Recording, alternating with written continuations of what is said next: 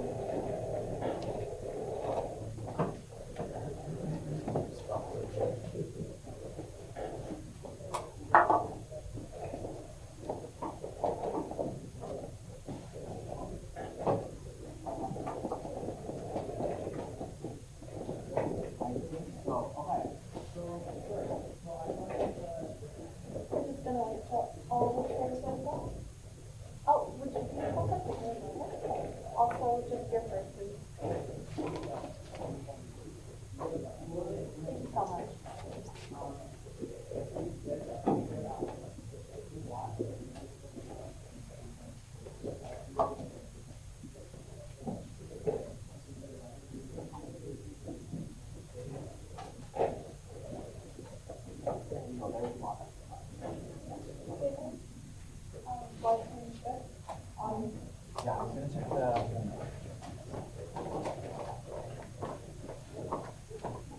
So I get fired if I didn't at least have everything good for the grand finale, so...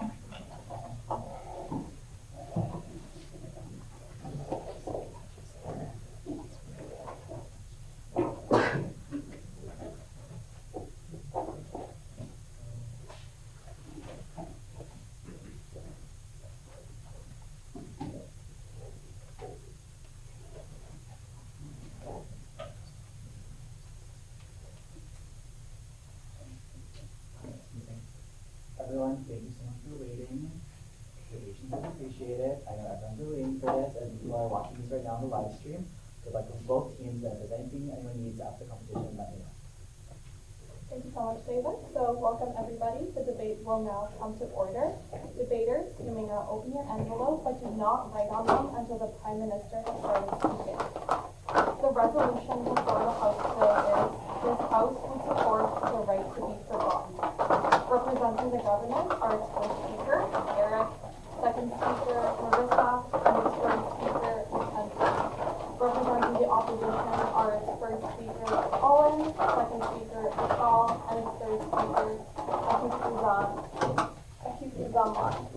Thank you so much. On behalf of the host, I would like to express a sincere welcome to our judges, who I will now introduce. First, we have Alex Kyle. Alex graduated from the University of Saskatchewan with great distinction, obtaining his Bachelor of Commerce majoring in Finance. No stranger to JDC West, Alex competed on the finance and debate teams, as well as helped coach the international business team. Upon graduation, Alex joined the investment industry with RBC Dominion Securities, working with the derivatives and commodities team for 5 years before recently joining the Bell Private Wealth Management team. Alex holds several industry designations, including his Chartered Investment Manager designation, as well as his certificate in derivatives market strategy. Second, we have Avni Nikhil. Avni Nikhil is a student at law, currently articulating with Casito Limited Partnership. She has a master's in intellectual property from Queen Mary University of London, UK, and a JD LLB from Punjab University of Chandigarh, India. She moved to Canada in 2019. Prior to coming to the UK, she has practiced law in India for 10 years, specializing in intellectual property, media, and privacy law. She had a private practice for several years before moving in-house to head the intellectual property department of Z Group, one of the largest news and entertainment groups in India. Throughout her practice, she has handled IP for several multinational companies, handling their IP portfolios in India and globally launching and advising brands worldwide. After moving to Canada, she worked for a few years with the Saskatchewan Human Rights Commission as an intake consultant and an investigator until she started her articling last year. She wants to continue her intellectual property practice in Canada post her bar completion. Third, we have Colleen Bell.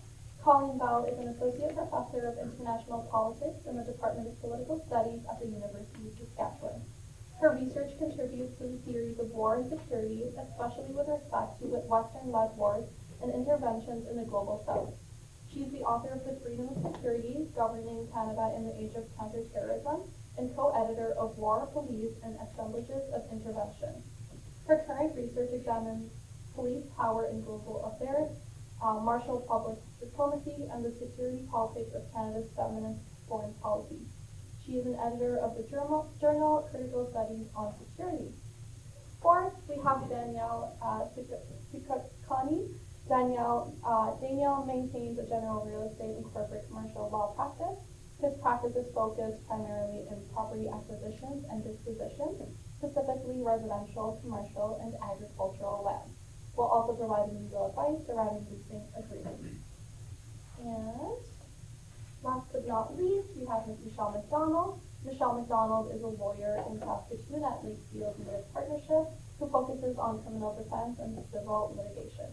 Before that, she clerked at the Court of King's Bench in Saskatchewan and competed in the Western Canada Trial Moot competition, winning the prize for top academic performance as an orator. Michelle has made either oral or written submissions in provincial courts, the Court of King's Bench, and the Saskatchewan Court of Appeal. With that, we thank our judges for being here today. I, LJ Duncan, am the Speaker of the House and timekeeper. I may be referred to as Honorable Speaker. Each debater will deliver a 7-minute constructive speech. Anyone besides the third speaker or silent can also deliver a 4-minute reply speech. I will be counting down and providing time signals. Paper signals will be shown as each minute passes, as well as at the 30-second mark displayed by a peace handshake, ending with a 10-second countdown with my hand. I will also slap the desk at the end of protected time, as well as the start of protected time. There will be a hard stop for all speeches at 7 minutes with no grace period. I will say stop. Points of information will be allowed during the constructive speeches, but not during the first and last minute of these speeches, as this is protected time. POIs are not permitted during the reply speech. Points of clarification are allowed, but may only be offered in the beginning half of the first government speech outside of the protected time. Points will be deducted for any debater who interrupts another excessively or maliciously. Are there any questions regarding the rules? With that, I will now call upon the first speaker to introduce the government case for 7 minutes.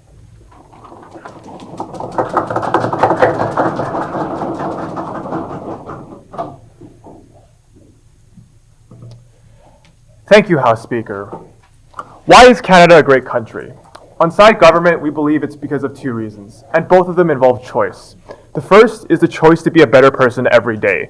We think that your past should not define you as an individual, and that you should have the ability to improve yourself every single day that you live in this beautiful country. Second idea related to choice is that you should have the choice to decide what you do with your own property.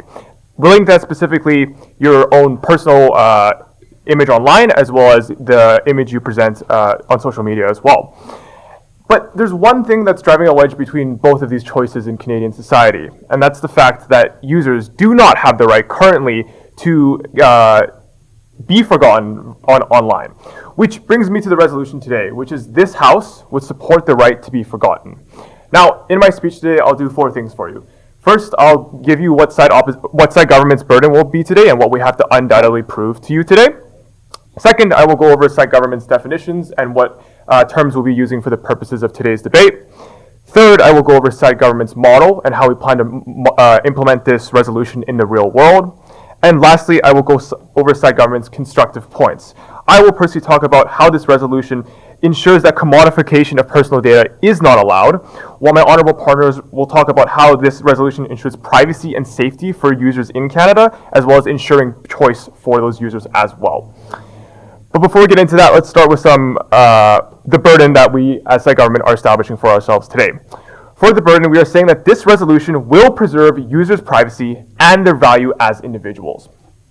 For definitions, we are defining this House as the Government of Canada. We are defining support as making it a Canadian law. We are defining the right to be forgotten as the right to remove information about oneself, whether that's what the user themselves posts or something that another user posts about that specific individual, from any platform, that being apps, engines, websites, etc. Now, as for our model, we propose a 5-year implementation plan, and the reason we do this is to give enough time for companies that do not want to participate in this new law to exit Canada.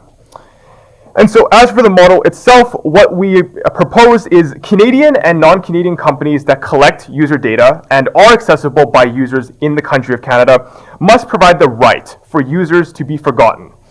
For example, if I'm an individual and I post a photo online of myself, I need to be able to, the app I use needs to be able to have an option to remove all the data relating to myself that I've posted. Additionally, this also applies to pictures of myself that I personally do not post. So if another user on the same social media app has photos of myself, the photo that I am in also needs to be able to be removed by these companies. And so what that means is that companies that do not abide are not allowed to operate in Canada. So we've given a very conservative deadline of 5 years for implementation, just so that companies who do not want to participate in this model can exit Canada. And so why is this resolution important, and what are we here to discuss today? On site government, we see the biggest issue with the current status quo is the commodification of personal data. So when we look at data, it's one of the most valuable assets now in the world. Before, in the old days, you would steal bank accounts, you would steal money out of people's personal accounts. However, we on site government argue that today, even more so, what's more valuable is a user's data and not their actual financial value. And so what that means is that this data is used for targeting users' personal information. Now, inherently, this is not a bad thing. Marketing is a concept, as we all know. But before I get into that, I'll take your POI. Is this whole idea of big data that is usually stored in companies' personal hard drives within their headquarters something that is accessible via internet search? Yes, it would be accessible via internet search. For example, if you have a social media profile on, say, Instagram, if I go on Google and search for your name, I will likely find your Instagram profile. I'm not sure what side opposition meant to ask with that point of information, but perhaps they're trying to understand how social media engines work. And so looking at what I was talking about before, targeting users based on personal information is not a bad thing. Marketing exists. This is a basic principle in business. We target consumers based on their preferences and needs to buy our product. That's fine. What the issue is that when these users do not consent to the use of this information is when there's a problem. Under the status quo, users' information, that being stuff that they might have posted years ago on their social media, is still used to collect their data. Now, why is this inherently wrong? The big issue is that users are being taken advantage of. Their data is being used for purposes that a company might find useful, or the company might sell this data to another company for use. This is inherently wrong because the user never explicitly gave permission for the selling of their data, and the only person that benefits from this is the person either taking advantage of that data or buying the data from the user's company that they were involved with originally. And this is bad because when we think about society, we want consent and choice to be above all. And you cannot tell side government or side opposition cannot tell side government that choice is possible when users' data are being exploited on a daily basis. If I asked anyone in this room currently, do they actually know where their data is going? I guarantee you none of you can definitively answer every single source of that information. And why is that a problem? Because some users do not want that. We want to give that choice back to individuals. So that say you are a person who does not want to be taken advantage of by these companies. You do not want your data sold. We are giving you that right, that right to exercise your data to be removed from all the sources that you request from. And what I've told you today is essentially that there's two things currently wrong in the status quo. That being personal choice is not guaranteed with data currently, as well as the fact that personal safety and privacy is not guaranteed either. However, my honorable opponent will talk more about that in her speech.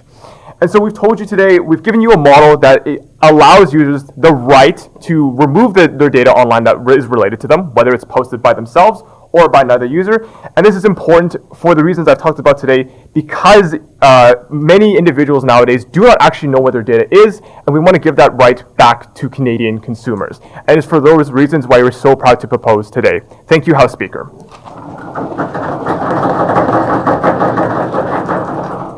thank the member for their remarks. The time elapsed was 6 minutes and 56 seconds. We shall now hear the first speaker for the opposition.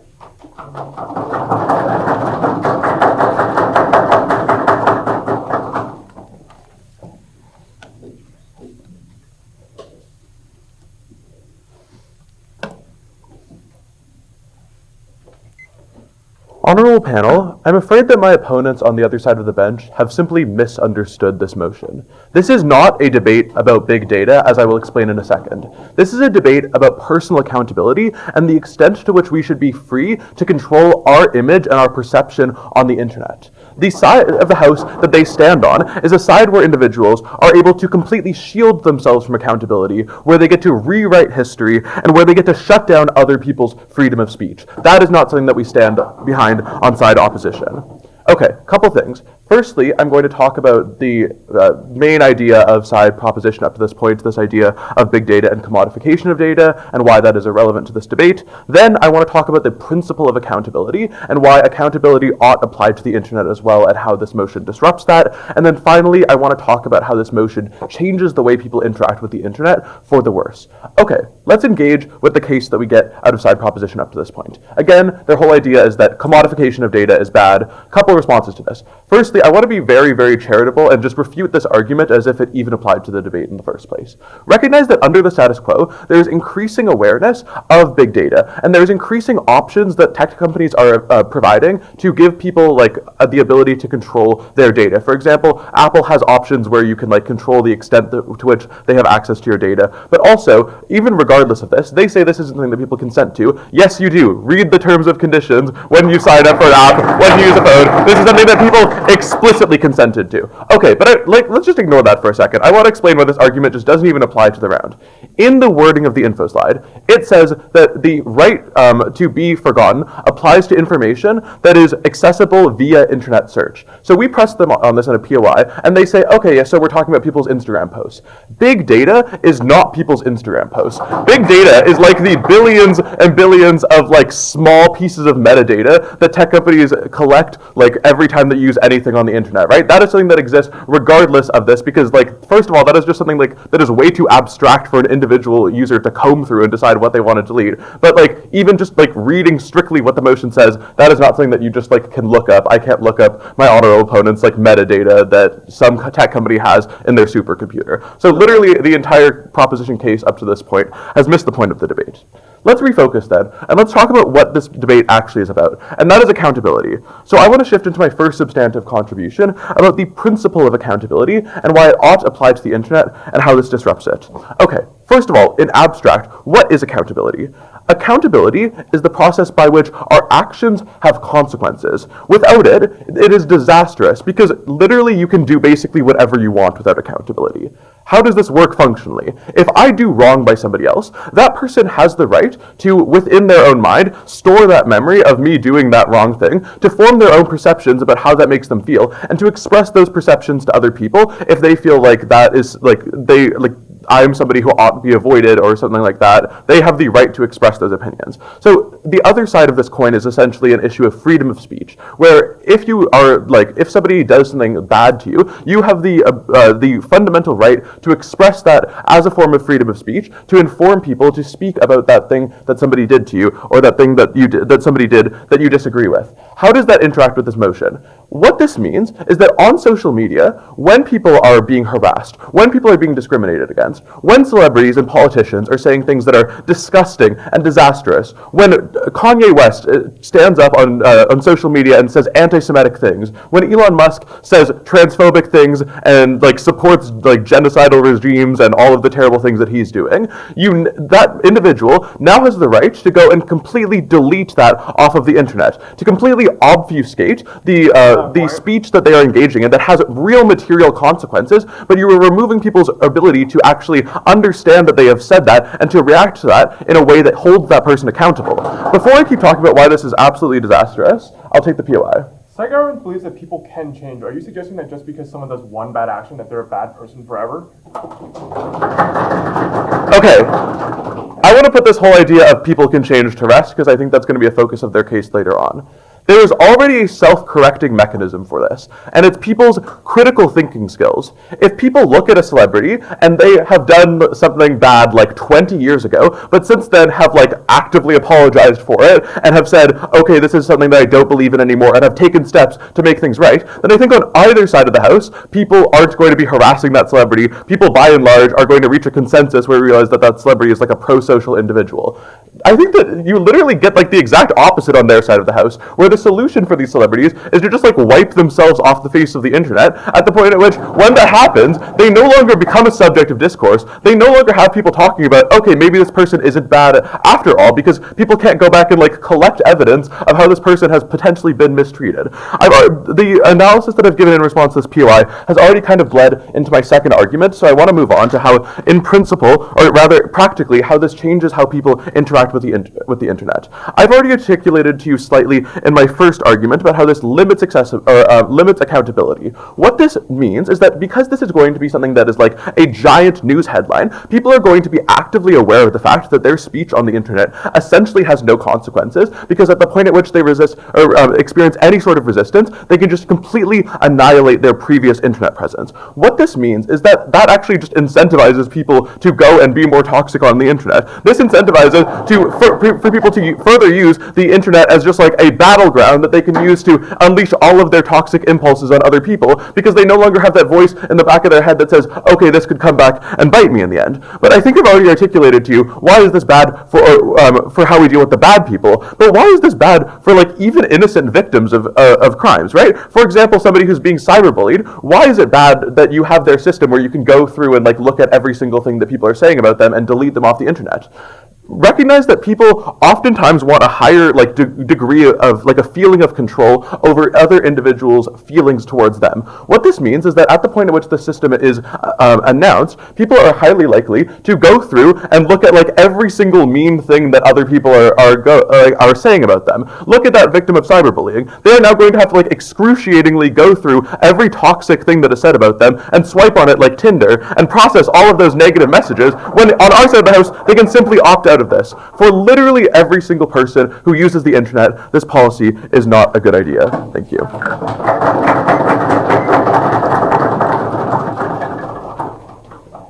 the members for their remarks. The time elapsed for 7 minutes. I now call upon the second speaker of the government.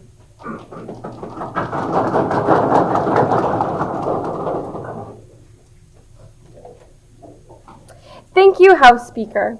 So So today we are here to discuss the motion, this House would support the right to be forgotten. Now, why is this important? As an individual, I have the right to privacy and I have the right to choice. And that is why we are here today.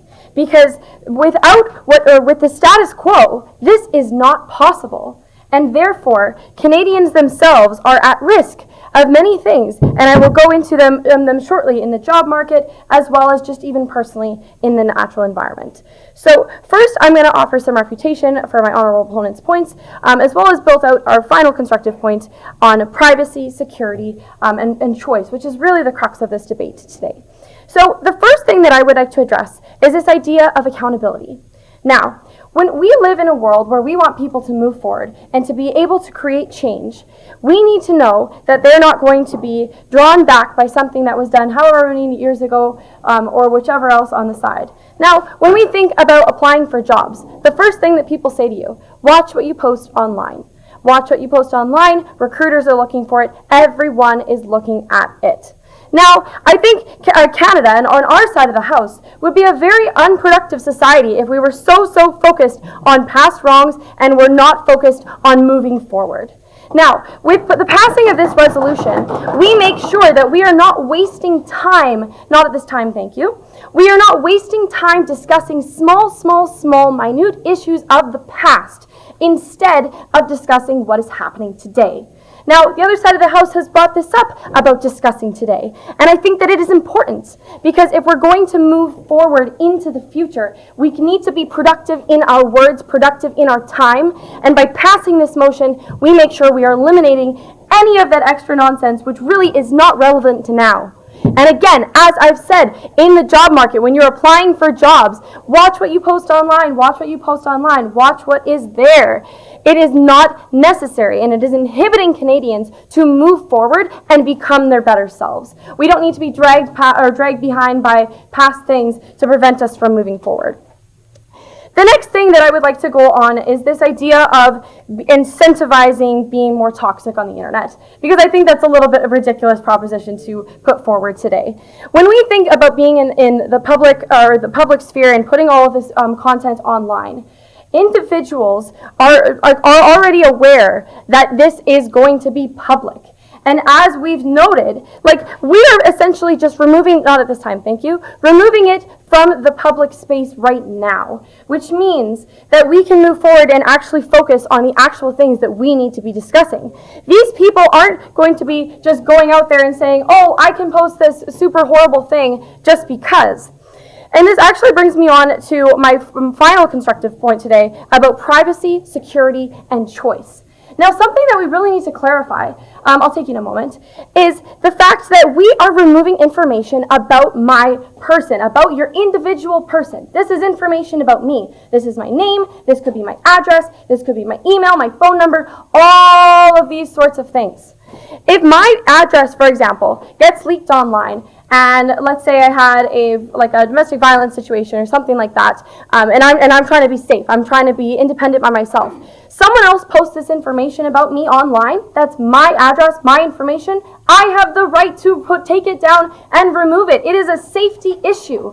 We have always said this, that you can go online, you can find any information about anyone, and the second it's there, it stays there. And I'll take your POI now, and then I'll get on to that a little bit further. Okay, somewhat related. Honorable Speaker, how can side government ensure that people are going to be held accountable online when they can delete every single shady word they have ever said in existence? How can you on side government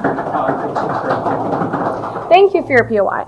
So today, what we are discussing is safety. And ultimately, if you're talking about choice and, someone removing things and this and that, we are not saying that people can't be held accountable. We are saying that we are simply removing this data so it is out of the conversation for future so we can actually move forward. This information is simply being removed from the public space. That is exactly what it's doing. Any other civilian who wants to go access this information, that is where we are removing it from. So that is a clear distinction here.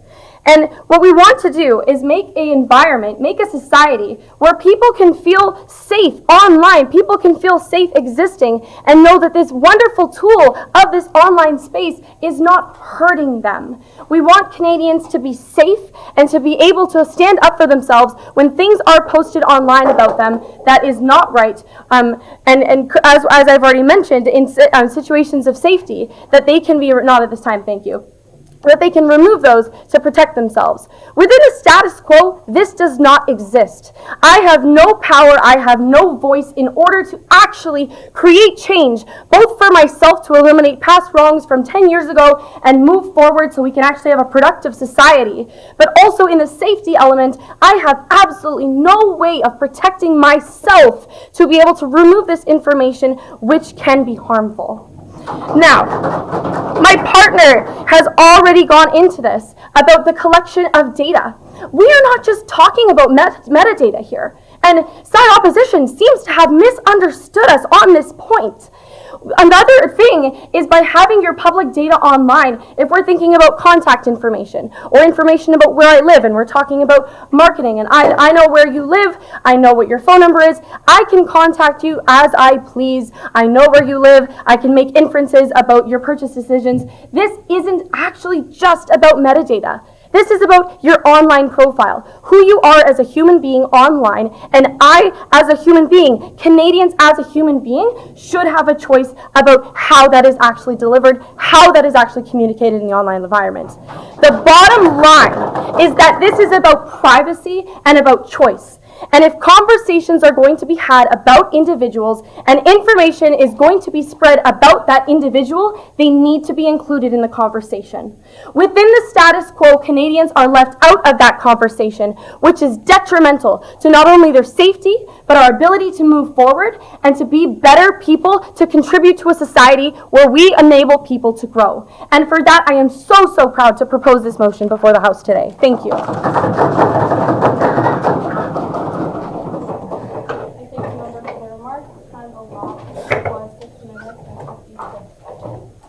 And now call upon the second speaker for the opposition.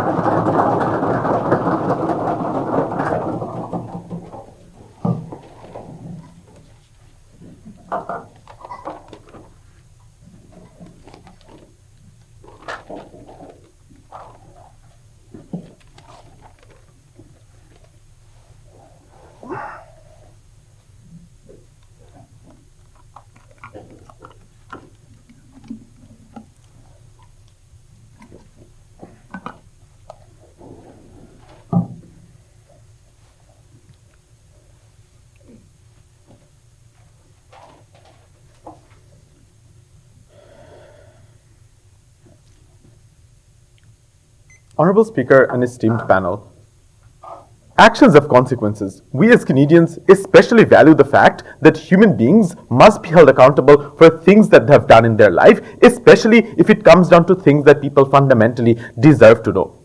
We think this debate is not about private addresses of individuals or where they live or where they went to school or small details of their life that can compromise their safety, because we think existing mechanisms are already in place to prevent things like that from happening. This debate presumably happens in a world where we're talking about legitimate websites that actually adhere to law. Things like your address or things like your current location being outed in the public is a legitimate safety risk that will always be removed as soon as you report that instance from happening. Most websites have inbuilt mechanisms, algorithms that prohibit you posting addresses or things like that, that private information such as mobile phone number, etc., from being published in the public. We don't think that is exactly where this debate is. This debate, and I cannot stress this enough, my first speaker explains very well what this debate is about. This debate is about information about a person that is online, meaning photos, news articles, any amount of information that you have online that obviously do not compromise an individual's safety, because obviously we're not going to stand up and say it's okay for people to get murdered. That's not a burden that team opposition has in this debate. We're instead arguing every information that exists beyond that on the internet is something that deserves to stay there. I want to quickly talk about why internet is a giant repository and why that's great, but before that I'll take the POI. If an address is so hard to find, why can I go on white pages and find yours currently? The problem is, if there are illegitimate websites that help you find addresses, those are not websites that are going to listen to the Canadian government and be like, oh, fine, we're going to stop compromising people's safety. Those websites are not within the purview of this debate because they're illegal or illegitimate in the first place, and we think that's a very, very important clarification in the context of this debate.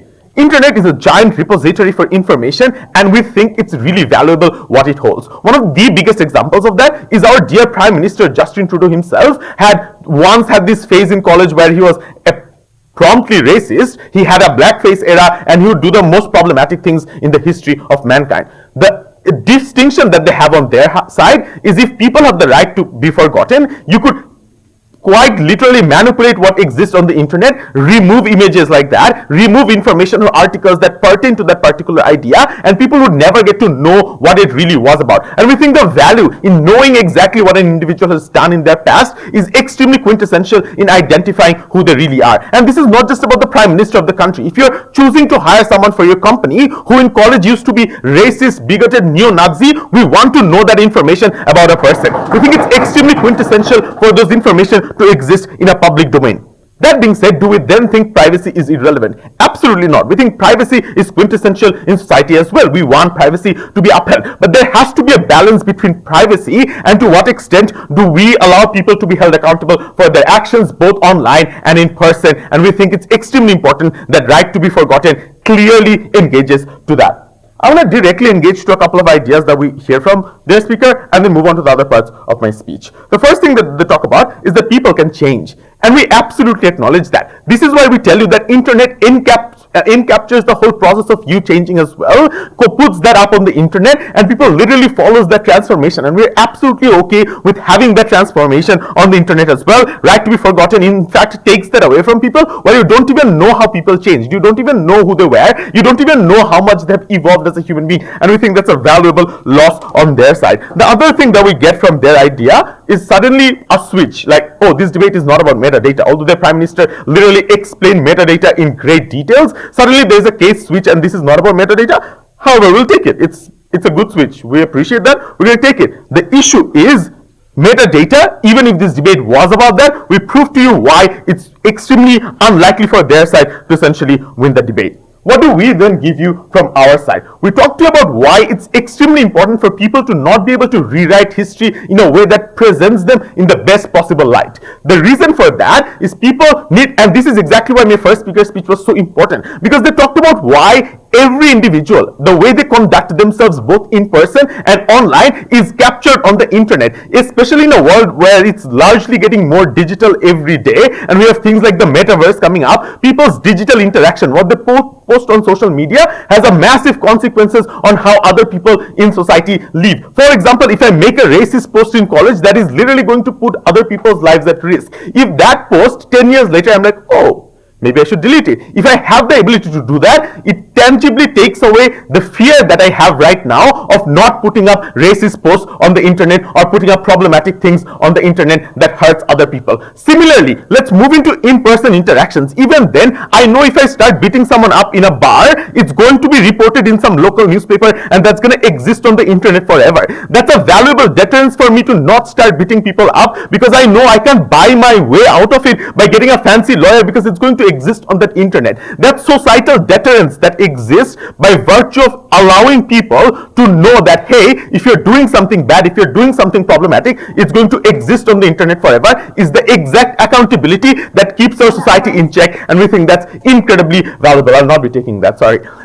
The debate at the end of the day boils down to saying, where do we balance privacy and accountability? Do we want to live in a society where people can constantly delete everything that they've ever done? Or do we want to live in a society where people are constantly aware of their actions and know that their actions will have consequences? This debate is especially relevant in Canada, where we're seeing more and more people appreciate how actions having consequences is important, whereas in a country where even the Prime Minister themselves is being answered for that. What does this debate look like if we look at other famous people relevant to this? Let's talk a bit about Elon Musk. Let's talk a bit about Andrew Tate. Let's talk a bit about people like Kanye West who have had problematic stances right now. These are famous individuals who have influence over millions and millions of people. Imagine a world where they're literally allowed to delete and customize what you read about them retrospectively. So Kanye West says something very, very problematic.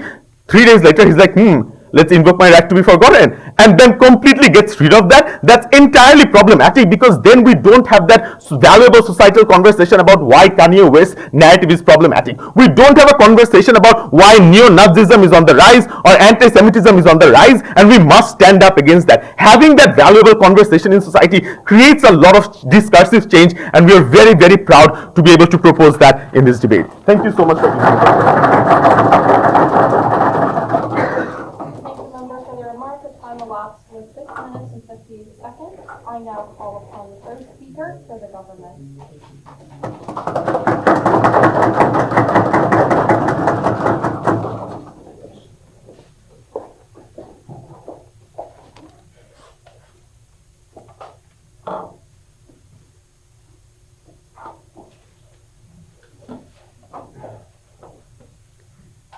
Thank you, Honorable Speaker.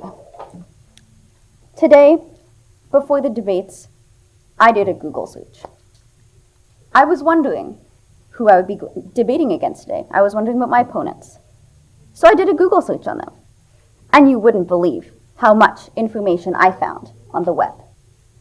With one simple Google search, I could look back into the history of what they've posted online.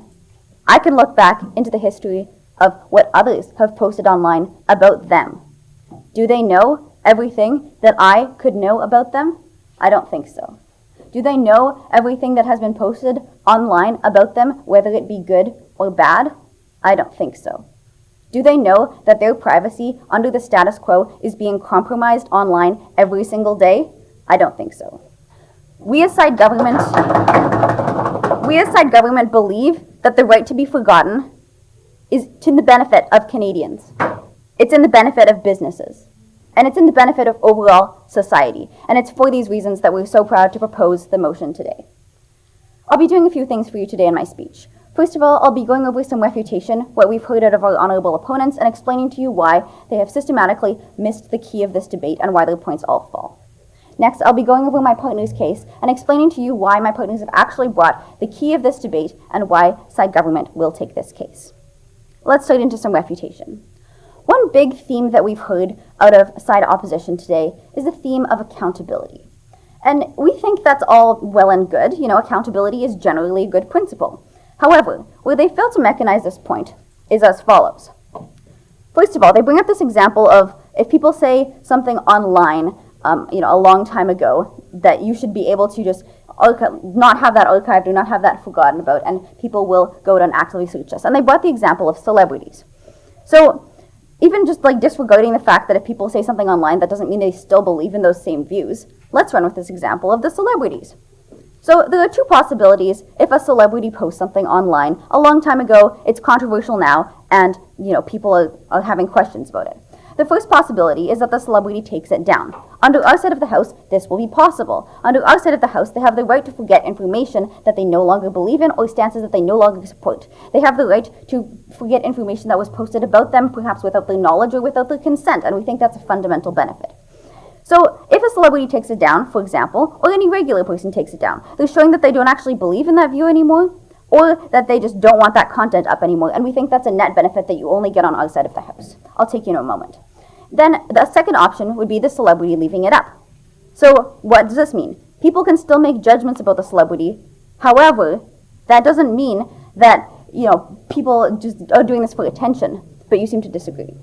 Are you aware that on our side of the house, celebrities that have made problematic statements in the past but have made a genuine effort to apologize and make things right are likely to be forgiven? Your side of the house only helps those people who don't want to take accountability and who don't want to take acknowledgement of the bad things that they've done. No, in fact, I don't believe this, because on our side of the house, we believe in choice and we believe in change. Let's get into that a bit more. Under our side of the house, you actually get both of these options. You get the choice, which is beneficial to all of the stakeholders. It's beneficial to Canadians, it's beneficial to businesses, it's beneficial to society. Now, why is this so important? Why is choice really the fundamental issue at stake in this debate? When you have choice, that is a fundamental assumption in Canadian society. Choice, freedom of choice, that's one of the key parts of our Canadian Charter of Rights and Freedoms. It's something that should be allowed to all citizens. Under the status quo, that choice is limited. Here's why that's important. When you take away choice, such as what side opposition is doing with their arguments, You're taking away the fact that people can change their views. They're taking away the fact that people can actually update and evolve their assumptions. You're taking away the fact that Canadian society can sort of re-update their beliefs and their views on other people, not at this time, thank you. And you're taking away the fact, the possibility for further improvement and for further societal innovation. And we think that's a very harmful thing that you get on the side of the House. All right. So the first speaker had talked about accountability and freedom of speech, and we think that these things both fundamentally fall. Let's talk about the second speaker on the other side of the House. So the second speaker brings up this idea that most online platforms already have some sort of mechanism to opt out of, personal data collection. They talked about reading the fine print. Two responses to this. First of all, when you go on a website, most people just click the consent button. Okay, we'll give them that. But if you were not to click the consent button on that website, you would not be able to use that website. Why is that harmful? They want to talk about how this resolution will change the way that we interact with the internet. We think absolutely. It will change the way that we interact with the internet. If you cannot use the internet because you don't consent to these things and there is no other choice for you, that is fundamentally problematic. You seem to disagree. Can you acknowledge the fact that the data that's going to be collected when you press that consent button is not data that is accessible via internet search and is completely outside of the scope of this debate? Again, two responses to this. First of all, my partners and I have defined this in our implementation plan. We said that any data that can be used in online platforms or on the cloud or on the internet, that is accessible and well within the scope of this debate. The second is a matter of principle. Any data that is collected without your express knowledge and consent in your everyday layman's terms is not something that we want on our side of the House. We think that's very problematic. That side opposition just wants to collect all of the data and do who knows what with it, and not allow people under our side of the House to actually have any benefit from this. So, to conclude my speech, I'd like to tell you why side government ultimately takes this case. First of all, we've talked to you about the unwilling share of data and the unwilling use of data, whether that be any type of data, photos, images that you post or that others post about you unknowingly or unwillingly. We think that in the past, it is a completely different thing than in the present and in the future. And we recognize that people change and people want their opinions to change, and under our side of the House, you actually have a mechanism for that choice and to enact that change that we want to see in the world. Under our side of the House, we get that choice over the personal data. Privacy, security is upheld, and those are fundamental Canadian values and fundamental values that we have under side government. So on our side of the House, we really believe that this resolution, this bill, will benefit Canadians, it will benefit businesses, and it will benefit overall society. And it's for those reasons that we're so proud to propose the motion today. Thank you. Thank you, members, for your remarks. Time elapsed for 6 minutes and 58 seconds. The third opposition speaker will now deliver the last speech opposing the case.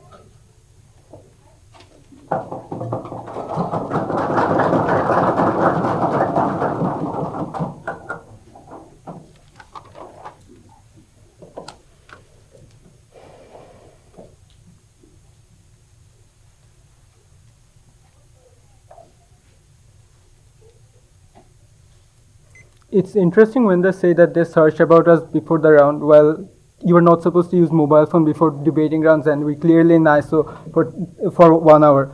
However, we are glad that you searched about our team. You probably found out our debating achievements in Madrid and Vietnam.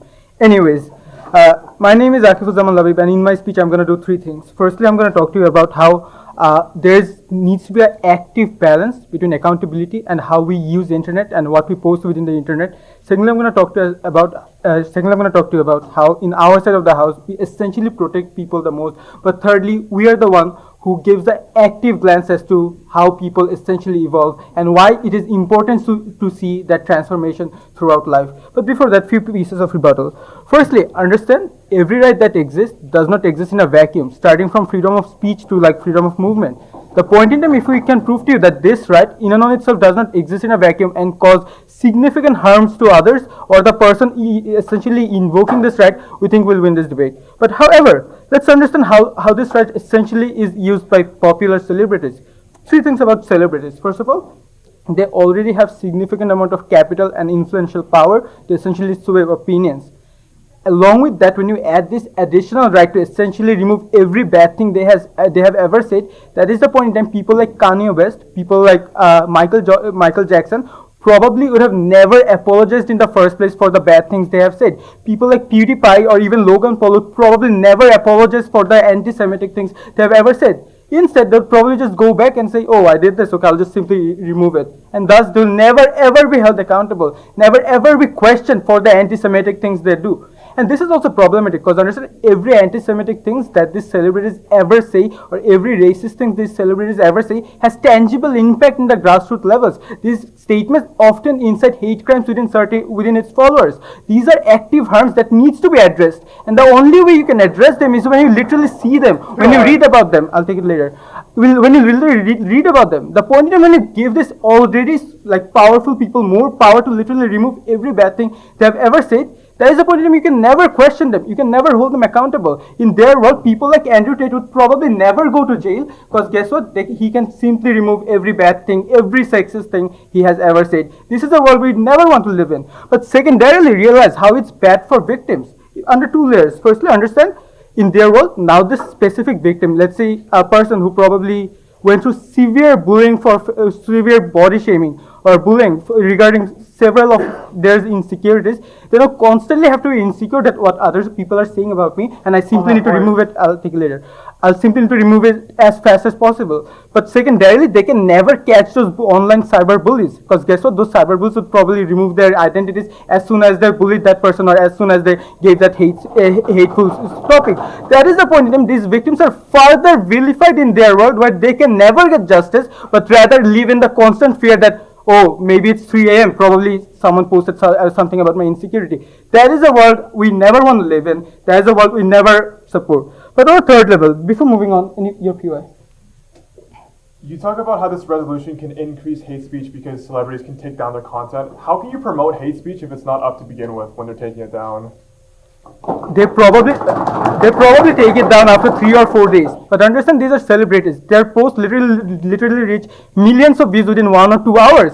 So within that 1 or 2 hours, or even 2 days, that can have many tangible impacts. If for a single post, even if one life is lost, even if one life is bullied, we think that's a tangible harm that should never exist. And that is the fundamental reason we think your side further proposes hate speeches. Moving on to my clashes. 2 clashes in this debate. Firstly, a balance between accountability and how people essentially react within the world. 2 things. First of all, understand the point in time when you do not have this right to like delete whatever things you have ever said. I think that is a good thing because now you'll be much more careful about whatever things you say in the internet. You will try to research about those things. Let's say you want to talk about the Holocaust. You'll probably first educate yourself, then talk about it because you know every bad thing you are going to say will probably be held against you. And that is the point we think in our world, organic change happens more. People educate themselves more about certain issues, certain rising concerns. We think that is a bad thing. That is a good thing. And on the secondary level, understand even in today's context, many Russians do not support the Ukrainian war. That is because they educate themselves, they learn about these things. And these things would probably never exist in their side where people can simply just remove whatever they say.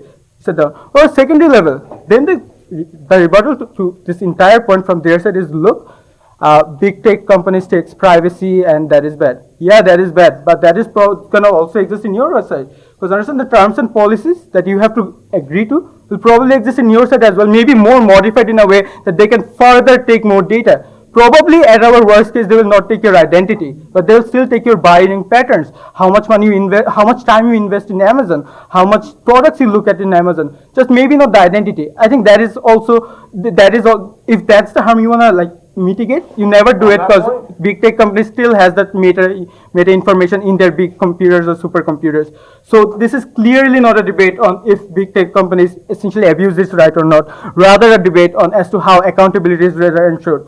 Moving on to our second clash, before that, yeah. If a big tech company like Amazon can still, how can a big tech company like Amazon still access your data if you explicitly tell them to remove all of it from their website? This just makes no logical sense. Amazon literally owns AWS softwares that literally controls most of the data sets in the entire world. So every time, even for an hour, you probably visit Amazon website, they probably record it anyways in both sides of the world. So I don't think in either side of the world you can essentially hold down or take down AWS softwares because that will literally bring down the world internet. But anyways, moving on to my second contention as to responsibility and how internet becomes much more safer space. Understand in our world when people essentially see their favorite actors or like any celebrities doing bad things in the past and essentially evolving themselves with time. We understand people do make mistakes, but we also give them the chance to transform.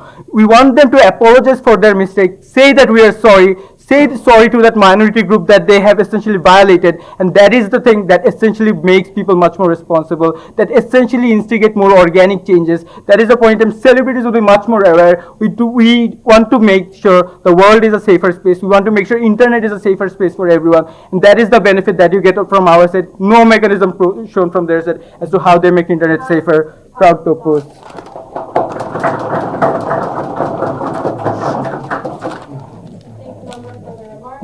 Last 1 minutes. At this time, there will be a 2-minute break while teams prepare for their reply pieces.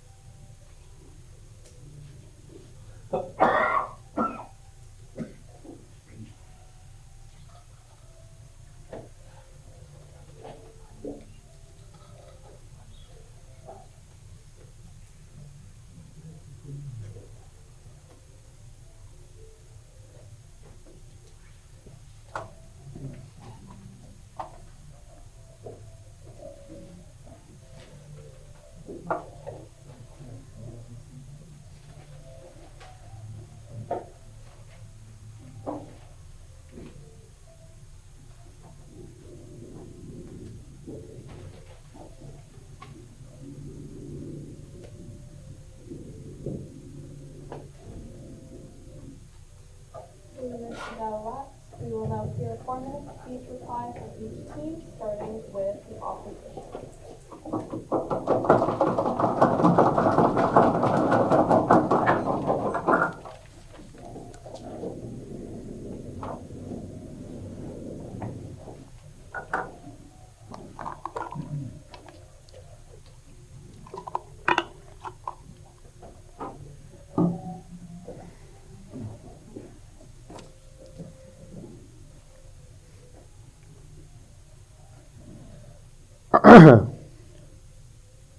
Honorable Speaker and esteemed panel, thank you for giving me the chance to speak in this debate for another time. The biggest idea that I want to bring forward in this debate is every time, personally, when I go for a job interview, I search up the partner who's interviewing me. Every time I go on a Tinder date, I search up their name of the person I'm meeting. Because I want to know that the person I'm meeting is a genuinely good person. I want to know what they did throughout their life. I want to know what school they went to, not because I want to go and murder them, but I want to see who they are as a person. The internet is a good repository because it helps guide me to make sure that I don't go out and meet a person who was abjectly weird in school or abjectly weird last year or who had complaints of massive workplace sexual misconduct that I'm going to interview for in the coming month. Internet helps guide us in ways that we can't even comprehend because it's so honestly taken over our lives. We understand that because the last 8 hours, no phone dying. But essentially what it really does is it tells us what we're doing with our lives and what we're doing, whether that's safe, whether that's appropriate for us, whether that's a company we want to associate ourselves with, whether that's a partner we want to have throughout the rest of our lives. Those small aspects are massively important, and the reason we still trust the internet to be able to provide us with that information is because that right to be forgotten doesn't exist absurdly. The point at which propositions world passes, there is no point in me searching my Tinder match's name. For all I know, they were literally the worst human being that could have existed on this planet. But last year they realized what right to be forgotten is, and they invoked that, and now their slate is wiped clean. The problem with that is human beings stop trusting the internet to help guide decisions in their life that are quintessential in guiding where they eventually end up in a couple of years or a couple of days. It's really important for this house to acknowledge that the accountability argument that we talk about in this debate is essentially unresponded to throughout the proposition bench, where they constantly refer back to the idea of privacy. And we tell you that privacy is important. We tell you that we absolutely respect people's right to have that privacy, but we do not think that that can come at the cost of accountability, which is far more superior, which is far more important in the context of this debate, because we think that's important to keep people safe, that's important to help people associate with the right groups, right people, and I think that's really, really important. We talk about deterrence in this debate, and we talk about why that's a crucial factor in a Canadian society where we want people to be nice. We genuinely want people to be nice. In that situation, if it's okay for you to get in a bar fight and wipe that clean by invoking that right to be forgotten, we don't want to live in that world, because that means you will not think twice before getting into a bar fight. We do not want to live in a world where people simply aren't afraid of what they're posting online, the stories that they're putting up, and we give you impacts of celebrities especially who have massive reach. Even if a post stays up for 2 minutes, it's massively disastrous. Their point is, but if it goes away, then everything is fine. No, it's not. Even if it existed for 3 minutes, it had tangible harm. But the fact that you're able to clean that means you're not going to think twice as a celebrity before posting that. And we think that's very, very dangerous. The last idea that we get from their side is this whole conversation about big tech. And honestly, I think they themselves aren't entirely convinced by their own idea, which is why we see some speakers arguing it, some speakers dropping it entirely. The biggest contention we bring to you with respect to this is big data or metadata is information that human beings cannot understand or denote about people, and hence that's not really a crucial aspect of this debate. But even if it were, we tell you why corporations are already moving to change that. For example, Apple already has a policy where you can opt out of other companies collecting metadata from you. That has nothing to do with right to be forgotten. The motion clearly states that this is about individuals' information online, such as pictures, news articles, and that's where this debate happens. We are really proud to be supporting the right cause. Thank you so much.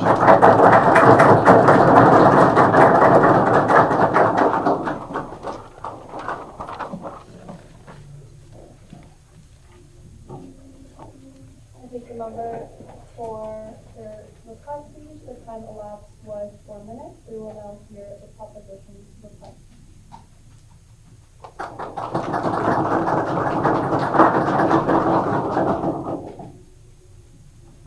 Thank you, House Speaker. So today we are discussing the motion, this House would support the right to be forgotten.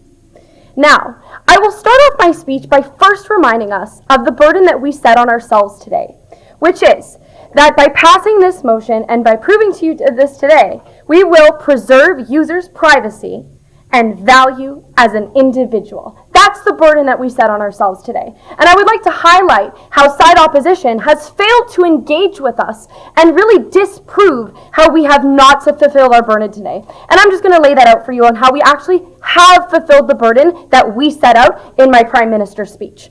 So, first, we're talking about preserving users' privacy. As an individual, this information is about me. It is about myself, and I am the person who should be in control of that information. We have already addressed this when we brought up the concept of safety and bringing up this material that is about myself online and how I should have the ability to protect myself and remove it as a matter of safety. The example I brought up in my own speech was about domestic violence and having your address online. That's just one very small example. In the status quo, there is zero way that you can actually attain this level of privacy.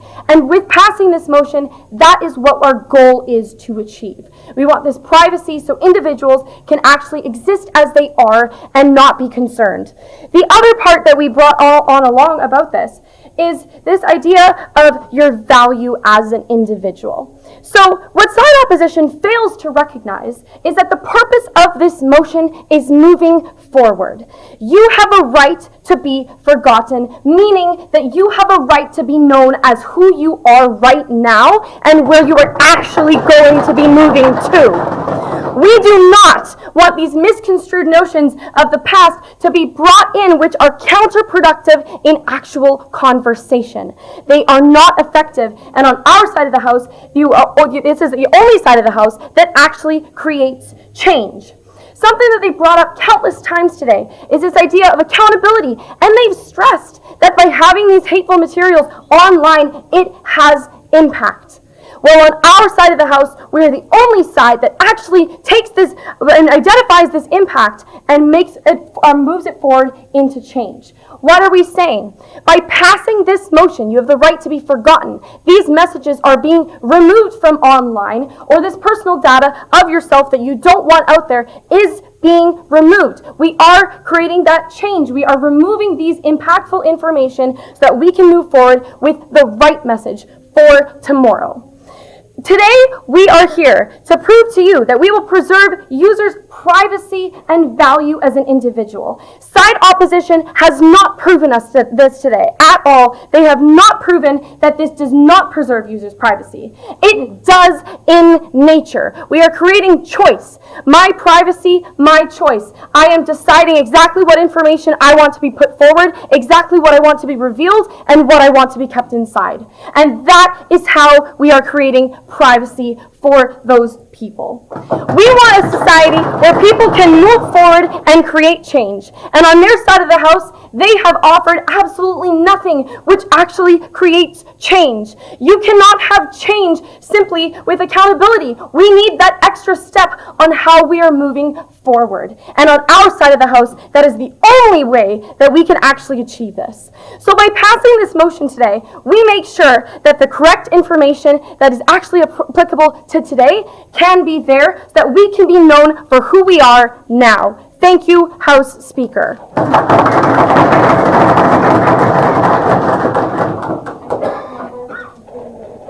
Time elapsed was 3 minutes and 59 seconds. Judges, please complete your ballots. Judges are not permitted to offer feedback at this time.